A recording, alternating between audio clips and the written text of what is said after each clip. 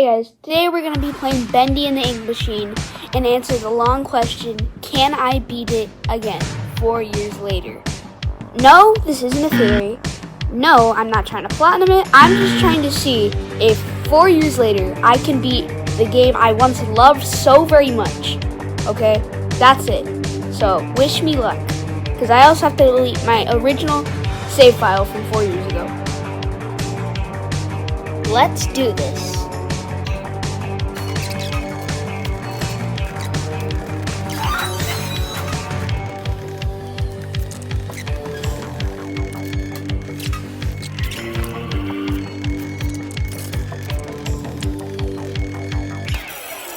So, you play as this guy named Henry. He used to work as an animator for this old cartoon studio called Joey Drew Studios.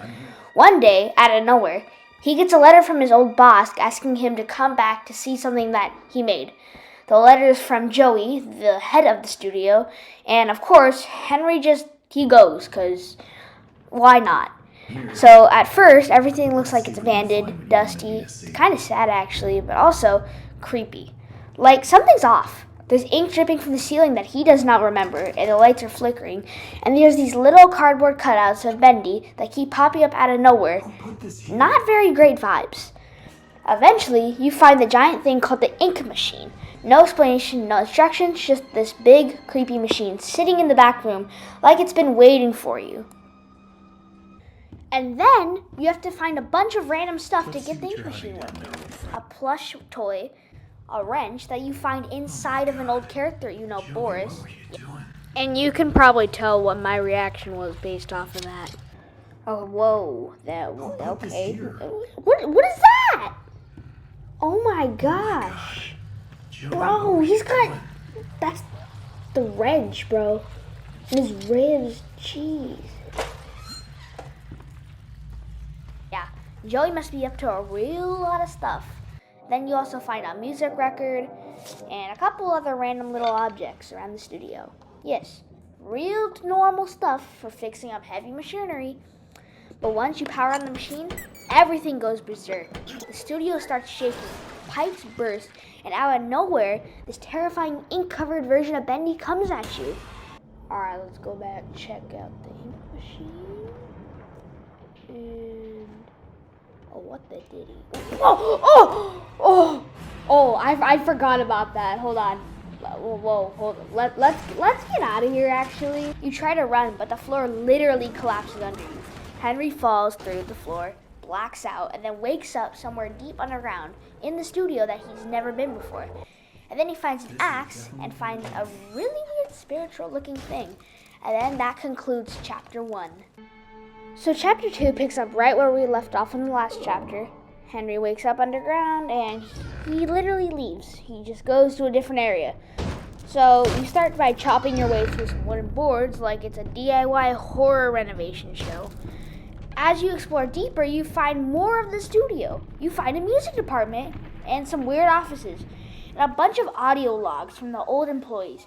Turns out Joey Drew Studios wasn't just shady. It was straight up haunted. Alright, Chapter 2 and Chapter 4 are ones that I've actually replayed multiple times. So, Sammy's gonna come right through the door. Yep, look at him. There he goes. And he's gonna disappear into the wall.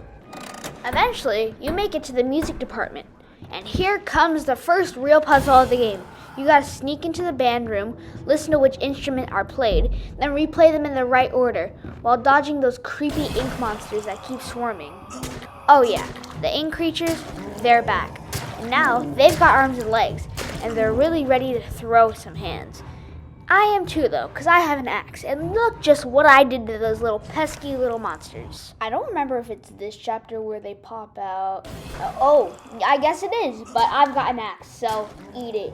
Eat the dirt, go kick rocks, losers.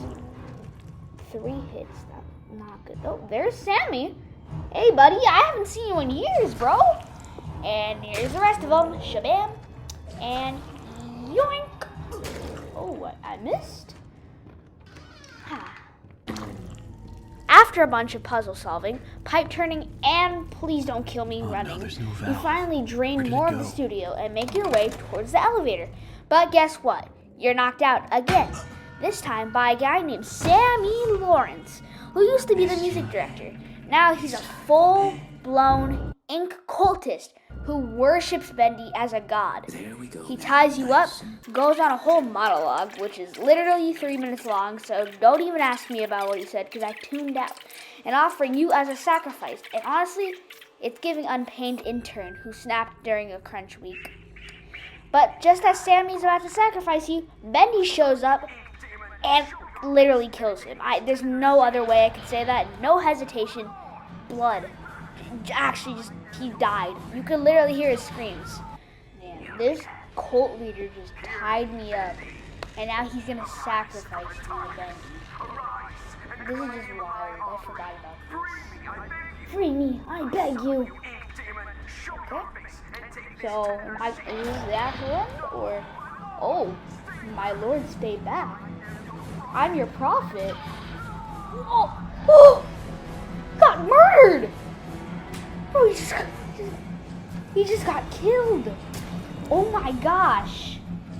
You break free, grab your axe back, fight off a small army of those little ink monsters again, and try to escape the whole place without falling apart. Then you just end up in a room, your axe breaks, and then he chases you to another room where you find your good old pal, and that concludes chapter 3. Alright, let's get this final chase, and the axe broke, so I cannot fend myself anymore. And go! Okay.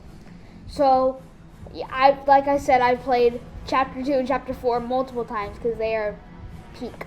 So I've got everything mapped out. I know all the shortcuts. I got everything. So let's just, come on, I got it! Yep, did it again. What? Why didn't it close? Bro. Wait, so do I have to do that again? Cause I was there, it just didn't close. Dude. Bro. Oh my days. Okay. We are on my least favorite chapter, so just bear with me because I'm going to make this as short as possible so I can get to the best chapter out of all of them. Chapter 4! Okay, so let's just begin.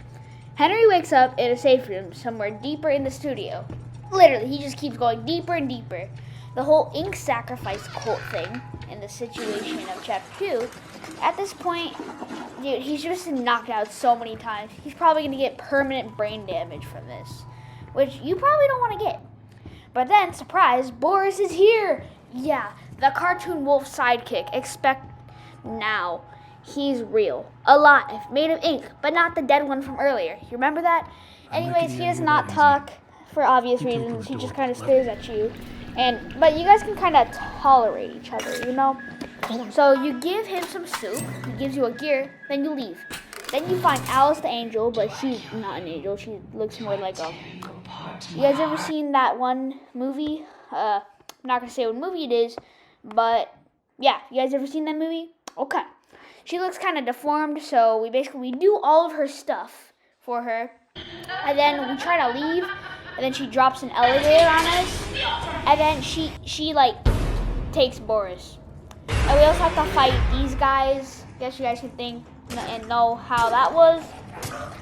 Oh yeah, so Butcher Gang's about to get their butt clobbered by my pipe. So let's just take them out easily. So bam, ow, zing. Yeah, you guys can tell I've played Bendy before. It's been a while, but I played it. And oh, miss, die. Finally. Then we also have to fight this guy. So yeah. And when I fought the projectionist, I actually broke the game. I got him stuck, and I was able to like kill him. So yeah. Yeah, get his ass. Take him out. Bam, bam, bam, bam. Oh, how many more times do I have to hit him? Holy shit. Oh my god.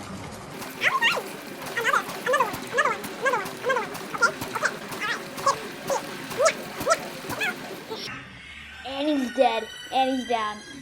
Bye, buddy. Sorry. So, yeah. Least favorite chapter.